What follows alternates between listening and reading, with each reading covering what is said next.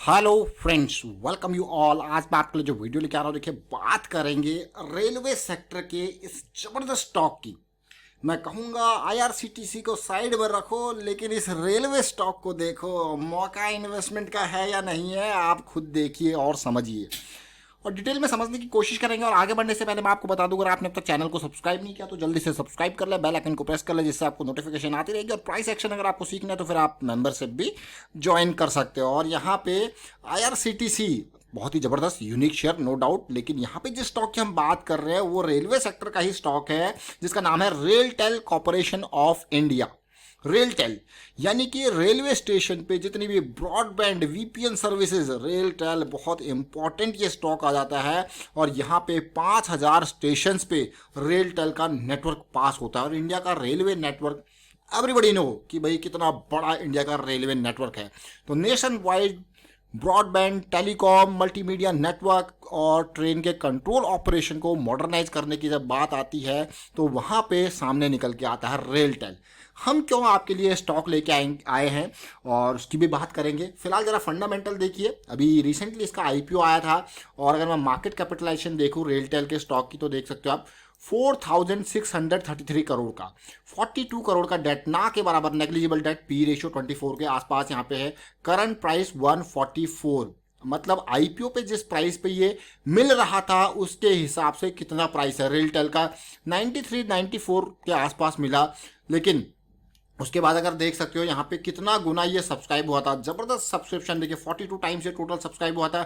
QIB NII जबरदस्त, retail का भी 16 टाइम का सब्सक्रिप्शन टोटल था। लेकिन ओपन 104 पे हुआ था, उसके बाद धीरे धीरे बढ़ते ही इसने धमाल मचा दिया, धमाल मचा दिया। ओपन लो हाई लिस्टिंग डे की इन्फॉर्मेशन देखते हो सीधे 125 पे पहुंच गया। और अगले 2 दिनों में तो ये कमाल करके कहाँ पहुंच गया, 190 के आसपास तक पहुंच गया था।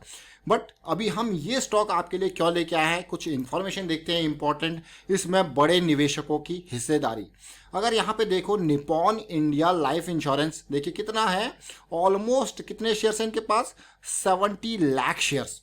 आईसीआईसीआई पोटेंशियल इंफ्रास्ट्रक्चर फंड के पास 36 लाख शेयर्स। गोल्डमैन सैच्स के पास कितने देखिए, 69 लाख शेयर्स। जबरदस्त भाई।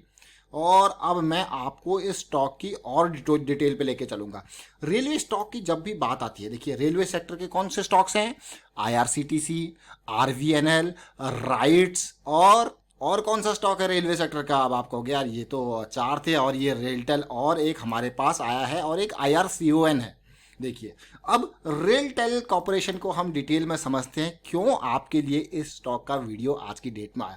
हमने फंडामेंटल्स देख लिए, प्रॉफिटेबिलिटी पे एक नज़र डालते हैं। देखिए प्रॉफिटेबिलिटी को देखते हैं तो रेवेन्यू सबसे पहले देखिए, ऑलमोस्ट 578 करोड़, 850 करोड़, 987 करोड़, 1000 करोड़, 1100 करोड़, 3800 करोड़। रेवेन्यू का ग्रोथ आपको क्लियरली दिख रहा है कि नहीं दिख रहा, बिल्कुल।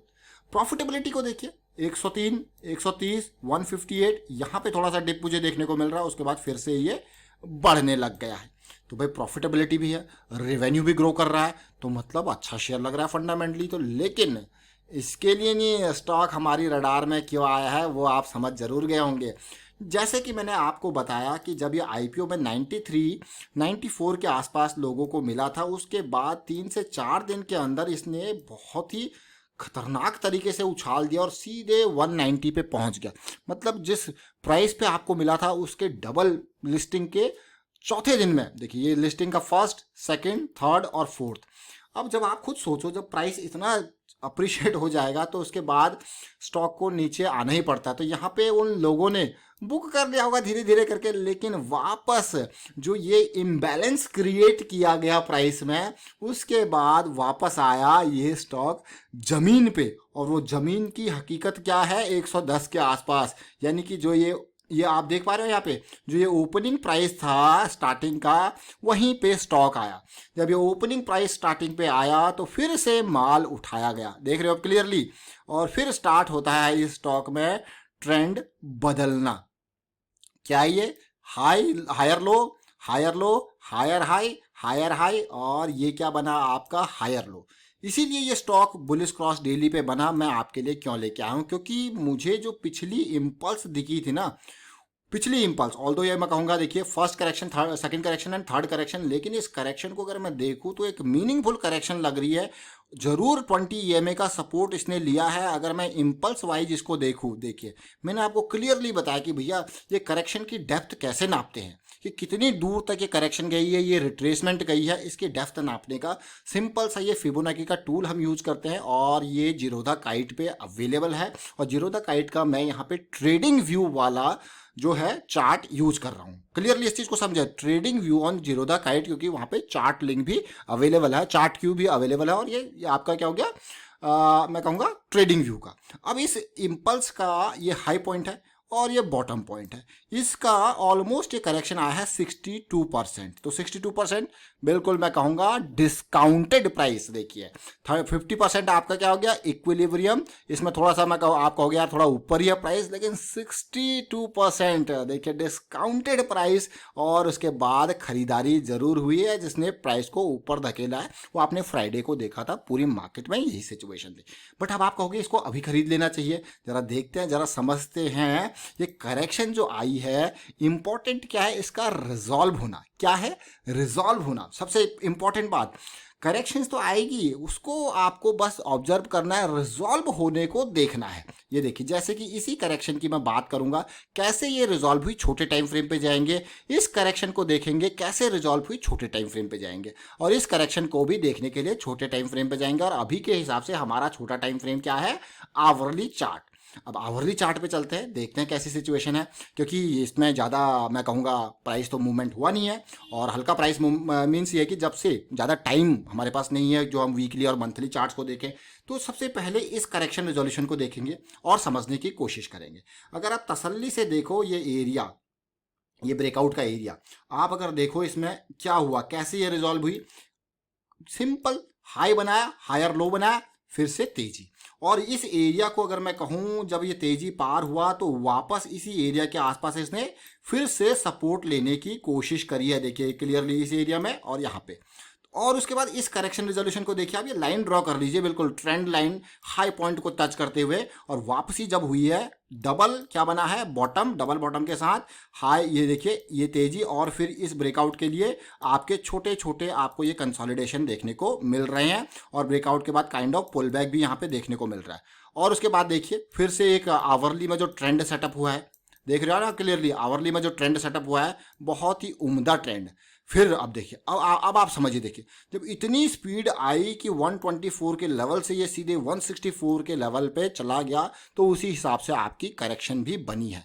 तो फिलहाल जो आवरली पे भी अगर आप देखो ये पॉइंट, ये आवरली पे ये पिछला लो ब्रीच हुआ है, ये लो ब्रीच हुआ है, तो अभी तो ये लो भी ब्रीच जरूर हुआ है, देखिए उसी एरिया में, तो अभी तो भाई डाउन ट्रेंड में पड़ा है। अब आप कहोगे यार मैंने तो इस शेयर को खरीद लिया, अब सोचिए, लेकिन अभी ये ट्रेंड बदला नहीं है। तो ट्रेंड बदलने के लिए ये जो बेस है, अगर ये बेस बनता है, मैं कहूँगा अगर 130 के आसपास, 136 के आसपास भी अगर ये आके एकदम रिट्रेस होता है 200, ऐसे में आवरली पर सपोर्ट लेके, तो कोई बुरी बात नहीं है। लेकिन वापसी जब होगी तो इसी तरीके से आपको देखना है। वापसी में एंट्री के लिए बहुत पॉइंट, इंपॉर्टेंट पॉइंट ध्यान दें, कहीं ना कहीं देखिए जब ये चीजें बदलेंगी तो आपको जैसे आवरली में बेस बना है ना, ये यहाँ पे वापसी जब होगी तो आवरली पे देखिए कि जो हायर हाई हायर लो की सीरीज कब आपकी स्टैब्लिश हो रही है। जैसी आपकी हायर हाई हायर लो की सीरीज स्टैब्लिश होगी तो आपको मिलेगी अपॉर्चुनिटी, आपको मिलेगा मौका। और जो यहाँ पे रिसेंट ये लो होगा, ये स्विंग लो जो होगा, वो उससे थोड़ा सा एक आध पॉइंट नीचे अब बफर जोन क्रिएट करके आपका रिस्क मैनेजमेंट, स्टॉप लॉस, क्योंकि स्टॉक मार्केट में इन्वेस्ट करना है तो रिस्क मैनेजमेंट जरूरी है। तो फिलहाल अगर मैं देखूं यहाँ पे जो सिचुएशन बन रही है, अभी तो मेरे पास कोई हायर लो हायर हाई की सीरीज बनी नहीं है, बल्कि अगर मैं कहूंगा तो अभी तो मेरे पास एक काइंड ऑफ जो है लोअर हाई लोअर लो की सीरीज काइंड ऑफ सिनेरियो आपको देखने को मिल रहा है कि नहीं मिल रहा है। तो आप कहोगे क्या ये इंपॉर्टेंट पार्ट कहीं ये 150 155 का तो नहीं है? डेफिनेटली ये भी एक बहुत इंपॉर्टेंट एरिया, अगर इसको पार कर ले और वापस इस पे पुल बैक आ जाए तो मजा ही कुछ और है। तो इस चीज़ को ध्यान दे, ये छोटी छोटी चीज़ें जरूर होती है, लेकिन जब इसको आप consistently over the period of long time चलाते हो, यूज करते हो स्ट्रेटेजीज को। और एक और इम्पॉर्टेंट पार्ट मैं कहूँगा, जब भी आप कोई भी इन्वेस्टमेंट करो तो उसको रिकॉर्ड करो, उसको समझो, उसको सीखो।